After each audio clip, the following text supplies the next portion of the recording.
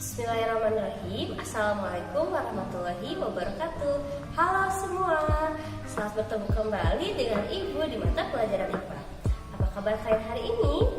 Di sini Ibu dalam keadaan baik-baik saja. Semoga kalian pun di rumah semua dalam keadaan sehat dan pastinya harus tetap semangat. Nah, pada hari ini kita sudah memasuki bab yang kedua, yaitu tentang klasifikasi makhluk hidup. Adapun pada pertemuan kita kali ini kita akan belajar tentang ciri-ciri makhluk hidup. Nah, untuk materi lengkapnya tonton terus videonya sampai selesai ya. Berikut videonya. Assalamualaikum warahmatullahi wabarakatuh. Sebelum masuk ke materi, perkenalkan Ibu terlebih dahulu. Saya Tia Lestari Sundaya sebagai guru IPA di SMP Islam Kreatif Muhammadiyah Cianjur. Berikut adalah kompetensi dasar pada pembelajaran kita hari ini. Mengklasifikasikan makhluk hidup berdasarkan karakteristik yang diamati. Dan tujuan pembelajaran kita hari ini adalah membedakan makhluk hidup dan juga benda mati, juga mengidentifikasi ciri-ciri makhluk hidup. Pada kali ini kita akan belajar tentang ciri-ciri makhluk hidup. Perhatikan kedua gambar di bawah ini. Pada sebelah kiri terdapat beberapa gambar seperti pohon, ikan, kuda, burung, tanaman, dan juga manusia.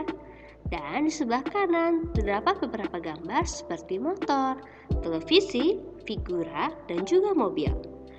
Pada gambar kelompok sebelah kiri menunjukkan makhluk hidup dan pada kelompok gambar sebelah kanan menunjukkan benda mati. Perhatikan kedua animasi berikut ini. Keduanya sama-sama melakukan pergerakan dan perpindahan ya. Namun, mobil tidak dapat dikatakan sebagai makhluk hidup. Ayo, kenapa alasannya? Yuk kita cari tahu ciri-ciri makhluk hidup itu apa saja sih? Berikut penjelasannya.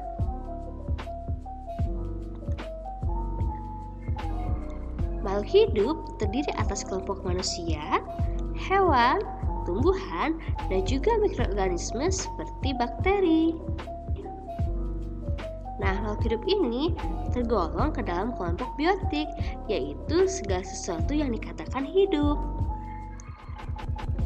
Sementara benda mati contohnya adalah air, udara, suhu, cahaya, dan juga tanah. Benda mati ini digolongkan ke dalam kelompok abiotik, yang artinya adalah segala sesuatu yang tak hidup. Mari kita kenali ciri-ciri makhluk hidup. Ayo, apa saja ciri-ciri makhluk hidup?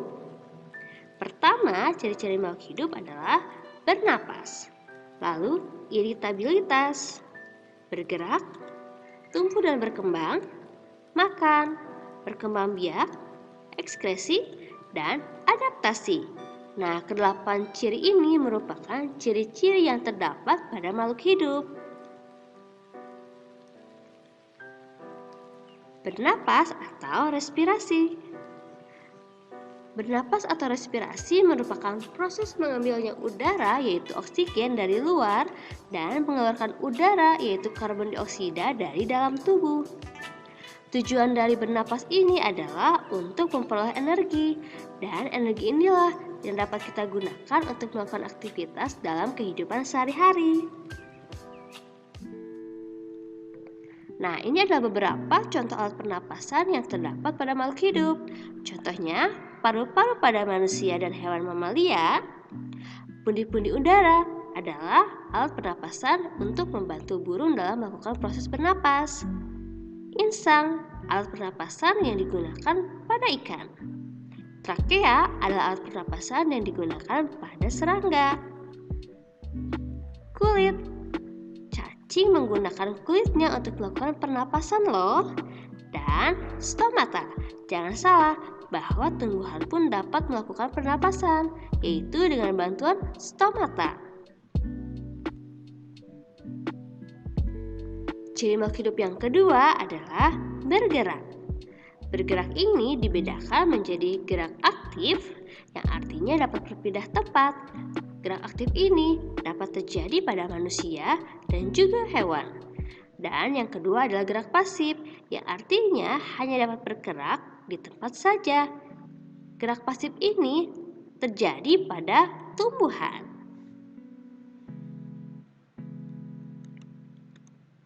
Nah, pada manusia alat geraknya ini dapat berupa kaki dan juga tangan. Pada hewan, alat geraknya dapat berupa sayap, sirip, kaki, dan juga silia. Sementara pada tumbuhan, gerakannya dapat disebabkan karena adanya rangsangan dari luar. Seperti contohnya, daun putri malu dapat menutup apabila disentuh.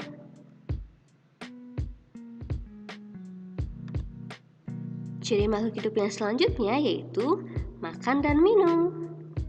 Makanan yang dimakan harus mengandung zat-zat makanan yang dibutuhkan oleh tubuh seperti karbohidrat, lemak, protein, vitamin, dan juga mineral. Nah, makanan dan minum ini fungsinya untuk memperoleh energi pada manusia.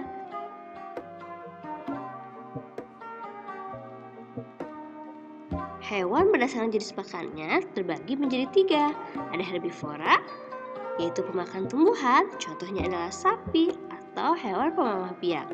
Lalu karnivora, pemakan daging, contohnya adalah singa. Dan omnivora, pemakan segala seperti tumbuhan dan juga daging, contohnya adalah orang utan. Ayo, pernahkah kalian mengalami seperti ini? Ya, kita akan menghalau sinar matahari agar mata kita tidak merasa silau.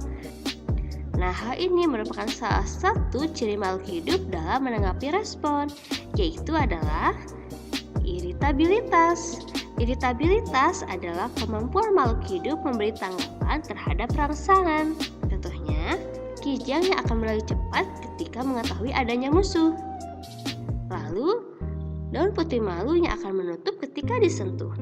Nah, kedua contoh ini merupakan peristiwa bahwa makhluk hidup dapat melakukan iritabilitas atau memberikan tanggapan terhadap rangsangan.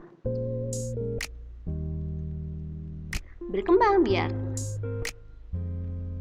Berkembang biak adalah kemampuan makhluk hidup untuk memperoleh keturunan. Fungsinya menjaga kelestariannya agar tidak punah. Cara berkembang biak pada hewan terdiri dari beberapa. Pertama, ovipar atau bertelur. Contohnya terdapat pada burung. Lalu vivipar adalah melahirkan, contohnya pada kucing. Dan selanjutnya adalah ovovivipar, yaitu bertelur dan melahirkan, contohnya adalah ular. Jangan salah loh, bahwa tumbuhan juga bisa berkembang biak. Cara berkembang biak pada tumbuhan adalah pertama, generatif. Kedua, vegetatif. Generatif adalah peristiwa terbentuknya individu baru yang didahului oleh pembuahan atau fertilisasi. Sementara vegetatif adalah cara berkembang biak tanpa perkawinan atau tidak melibatkan sel gamet atau sel kelamin.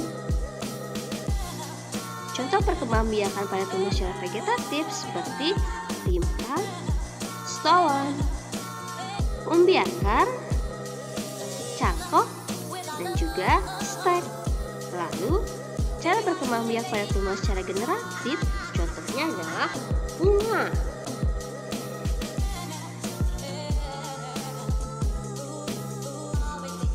Ciri makhluk hidup yang selanjutnya adalah tumbuh dan berkembang. Pertumbuhan merupakan perubahan ukuran atau bentuk tubuh karena pertambahan sel-sel tubuh, sedangkan berkembang adalah proses menuju kedewasaan. Ini adalah gambar dari proses tumbuh dan berkembangnya pada hewan kupu-kupu yang dikatakan dengan peristiwa metamorfosis. Metamorfosis pada kupu-kupu dimulai dengan telur, ulat, kepompong, kupu-kupu muda hingga kupu-kupu dewasa. Adaptasi. Adaptasi adalah kemampuan makhluk hidup menyesuaikan diri dengan lingkungan. Jenis adaptasi terdiri dari 3. Ada adaptasi morfologi, yaitu menyesuaikan bentuk tubuh dengan lingkungan. Contohnya adalah seperti paruh burung, jenis cakar. Lalu, adaptasi yang kedua adalah fisiologi, yaitu penyesuaian fungsi kerja organ tubuh terhadap lingkungan. Contohnya adalah unta. Unta memiliki punuk karena untuk menyimpan cadangan air dalam tubuhnya. Lalu yang ketiga adalah adaptasi tingkah laku, yaitu menyesuaikan tingkah laku terhadap lingkungan. Contohnya adalah bunglon akan menyesuaikan warna tubuhnya sesuai dengan lingkungan yang sedang ia hinggapi. Tujuannya untuk menghindari musuh yang akan memangsanya. Ayo, siapa yang pernah berkeringat seperti ini? Ya, proses berkeringat ini merupakan salah satu proses untuk mengeluarkan zat sisa atau dapat dikatakan sebagai ekskresi. Ekskresi adalah proses pengeluaran zat sisa metabolisme yang sudah tidak dibutuhkan lagi oleh tubuh. Alat ekskresi pada manusia terdiri dari 4. Pertama, paru-paru. Paru-paru ini berfungsi mengeluarkan karbon dioksida. Kulit ini berfungsi mengeluarkan keringat. Hati berfungsi mengeluarkan empedu. Dan ginjal berfungsi untuk mengeluarkan urin. Selesai, itu dia materi tentang ciri-ciri makhluk hidup. Sudah bisa dibedakan kan sekarang apa bedanya makhluk hidup dan juga benda mati? Apabila ada pertanyaan, silakan hubungi bisa melalui Google Classroom atau juga WhatsApp. Terima kasih yang sudah menyaksikan video pembelajaran kali ini.